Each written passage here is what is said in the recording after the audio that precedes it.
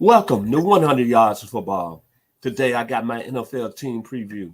It's the 2022 as I adjust my hat, Green Bay Packers. So if you like the video today, please come in and share it. I'm your host, Vincent Turner. And I'd like to give special thanks to my producer, Logan Landers, that's making it happen today for me. One more time, if you like the video, please come in and share it. I'm Vincent Turner. The Green Bay Packers. For the last few seasons, we come into the regular season and we say Green Bay has always got a chance to get to the Super Bowl because there's no question about it. They have got the best regular season quarterback of all time under center, Aaron Rodgers. But when you think about Green Bay and all the expectations coming into the season, you ask yourself, you got to go back to their history. And Green Bay is a very proud organization that from 1960 to 1968 was built by Vince Lombardi. And the thing about it is that he had discipline, he had sacrifice, he had great team chemistry. And he was led by a quarterback by the name of Bart Starr, who didn't have the talent as Aaron Rodgers. But the thing about it is that Green Bay, they answered the bell and they didn't underachieve. That's why they won the first two Super Bowls.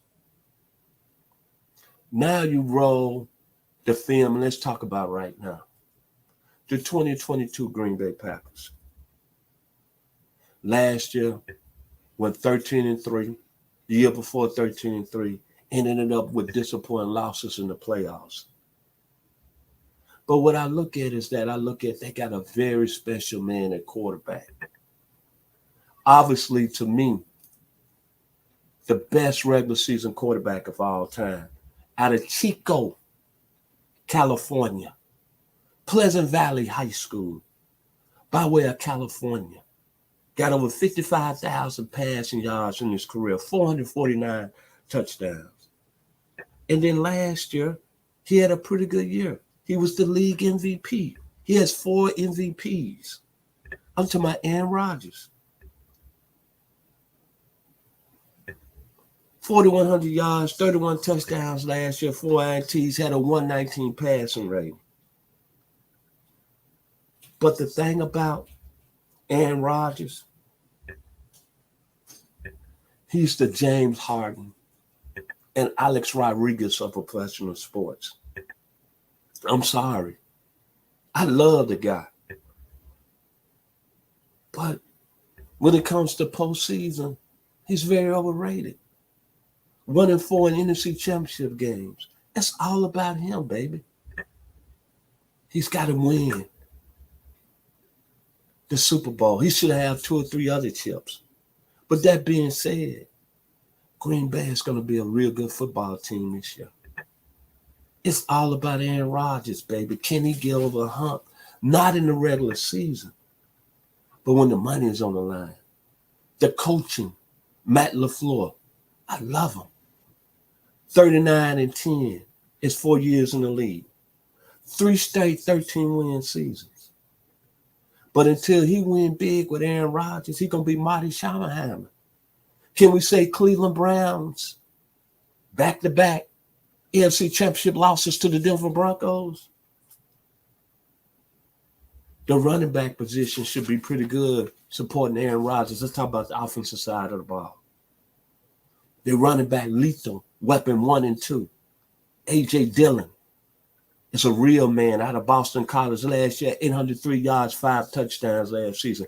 Gets stronger as the game goes on. And Aaron Jones, out of Texas El Paso, 5 years in the league. I'm going to be honest, the most underrated back in all of pro football. He's the only running back in the history outside Derrick Henry to go for 1,000 yards from the line of scrimmage and 10-plus touchdowns in each of the last 3 seasons. Man, even the greats were part of that group, Jim Brown and Jim Taylor. Plus, Mr. Jones last year was impressive. He had 52 receptions, 391 yards. So Green Bay is very stacked from the running back position. Now, let's get to the receiver position. Davante Adams left. There's no question about it, but I'm not worried. Aaron Rodgers kind of made Davante Adams. Aaron Rodgers, this is what he do. He don't need a number one receiver. He got to the Super Bowl with Greg Jennings and Donald Driver. Come on, man. He's not had that random mouse, so he's telling you he don't need that. Christian Watson is going to be the next big thing. 6'4", 214. Skill set, very quick. Work hard, excellent. At North Dakota State, they didn't throw the ball, but in his career, he had 105 receptions, 2,100 yards, 14 touchdowns. Randall Cobb and Sammy Watkins, even though they're on their last string. But some people saying they're over the hill, but they got something to prove now. More balls coming their way. Don't worry. Aaron Rodgers is going to find a way to get you the football. Amari Rodgers, I know you have not played well. You only had 4 receptions last year out of Clemson, but I expect you're going to have a big year. And Romelo Doubs, who the Packers took in the 4th round, 6'1", 200 pounds, 225 receptions, 3,000 yards in college, 28 touchdowns in Nevada, catching passes from Carson Strong. And he went to Jefferson High School out of L.A. Woody Stroud, Ralph Bunch, Roy Ayers, Johnny Guitar Watson. I don't think he's going to have no problem. I think Aaron Rodgers is going to take this group of receivers, and they're going to be pretty well. Then you look at the offensive line. One of the most deepest and most talented in the game. David Bacardi. If he stays healthy, there's no question about it. He's the best left tackle in the game. Elton Jenkins. If he's healthy, he's one of the most talented, versatile linemen. He's coming off a torn ACL back in November.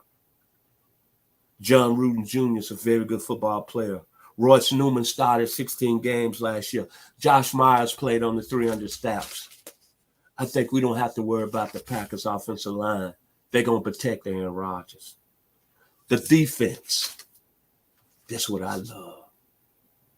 The Packers could have a top 5 defense this season. If you think back, what they had in 1996, they had a top 5 defense. Reggie White, Leroy Butler, George Kuntz. Then in 2010, they had A.J. Hawk, Clay Matthews Jr., Charles Woodson, B.J. Riley.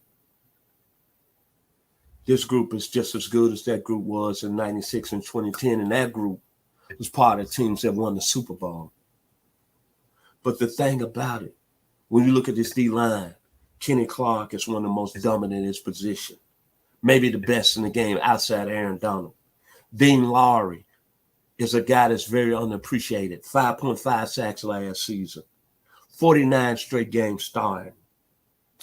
Then they brought over Jan Reed from Seattle. Free agent, 24.5 career sacks. And then they drafted. A lot of people saying at the University of Georgia on the defensive line, everybody was annoying with Jordan Davis' size, calling him Gonzalez. But you know who was the best D lineman? I got to agree with our scout that be on with us, the young man out of Key West, Florida, Daniel Kelly. Said Devontae White was the best defensive tackle on that line for the University of Georgia.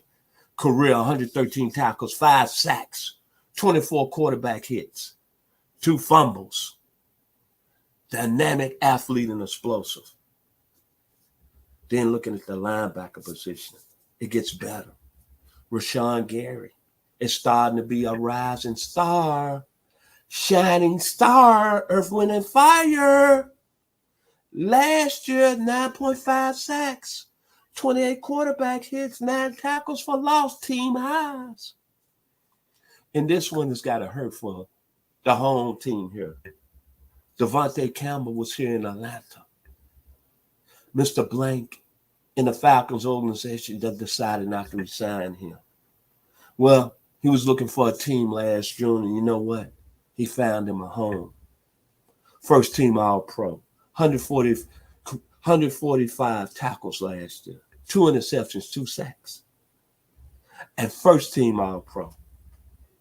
And then you bring in Quan Walker. Another first rounder out of where? Go Dogs, University of Georgia. 6'4", 248. 139 tackles on his career. 11 tackles for loss, 5 sacks, 15 quarterback hits. Lightning fast. Character. Mortar.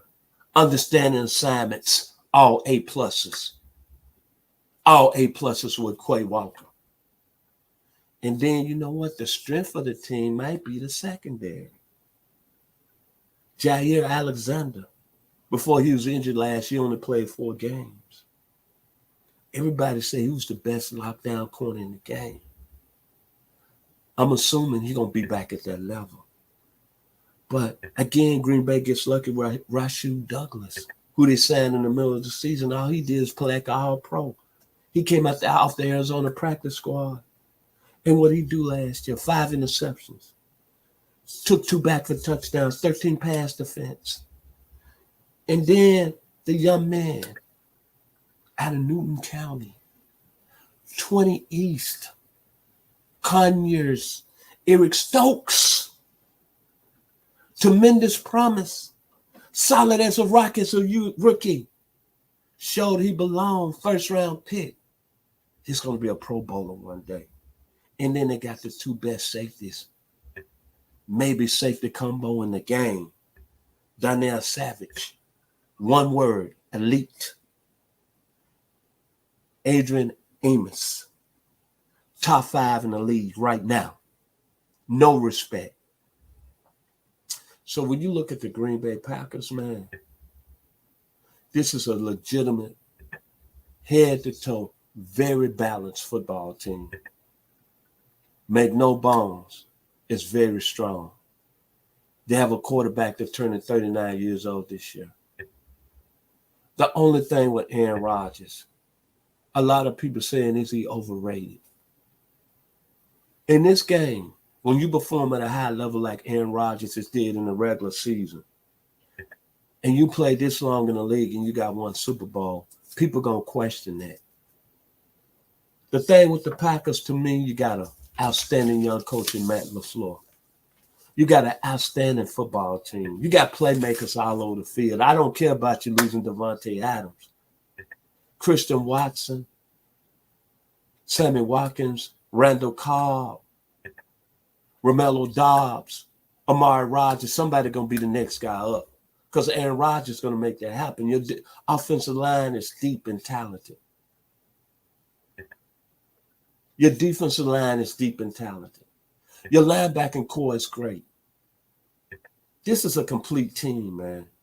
The bottom line is all about the young man out of Chico, California. Can y'all get over the hump in the playoffs? Because I'm assuming and expecting y'all going to win the NFC North again. It's that simple, man. If you like the video, please come in and share it. I'd like to thank my producer, Mr. Logan Landers, once again for outstanding work. My final words about the Green Bay Packers, it goes all on Aaron Rodgers, man. It's like the great Glenn Fry, formerly of the Eagles. Mr. Aaron Rodgers, the heat is on the street, inside your head, on every beat, and the beat so loud, deep inside, the pressure is high. The heat is on you, Mr. Aaron Rodgers. Super Bowl or bust. God bless.